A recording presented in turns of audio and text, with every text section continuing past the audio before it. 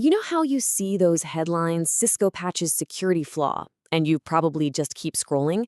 Well, this time we need to stop and pay attention.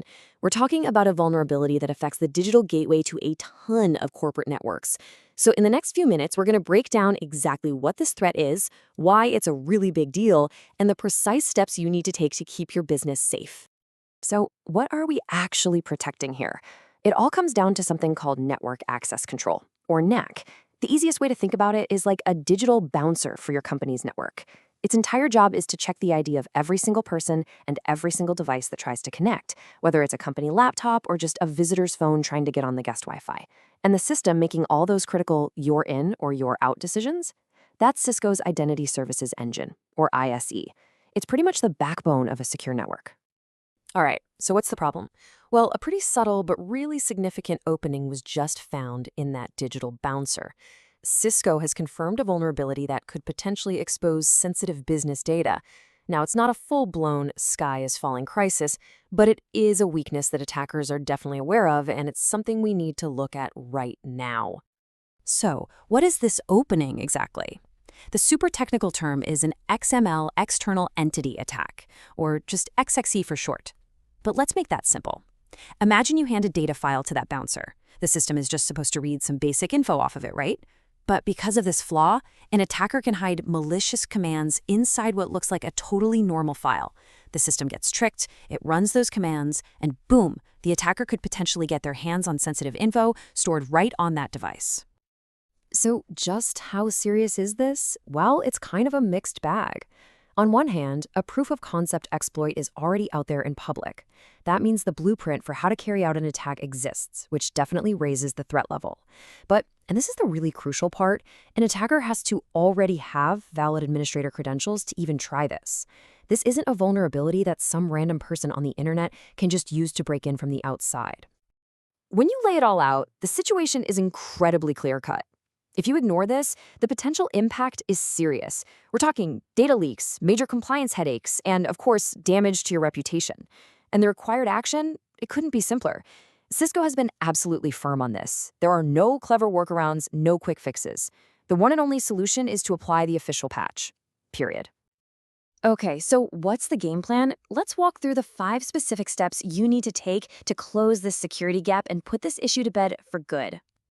The message from Cisco and security experts just could not be any clearer. Don't waste your time trying to find some clever workaround or a temporary fix. It doesn't exist.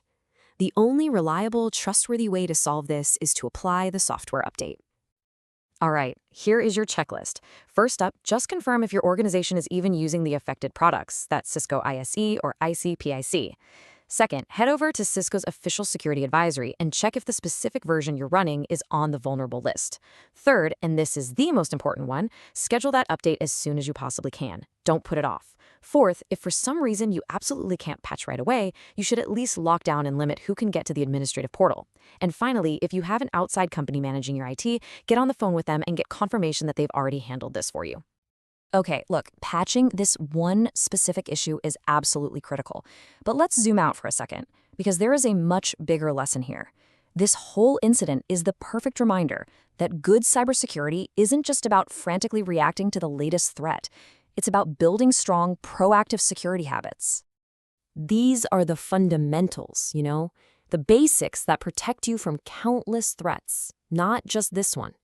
For instance, your system's management interface should never, ever be exposed to the public internet.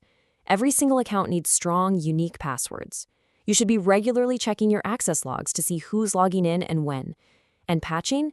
That shouldn't be a fire drill. It needs to be a regular, boring, routine part of how you operate.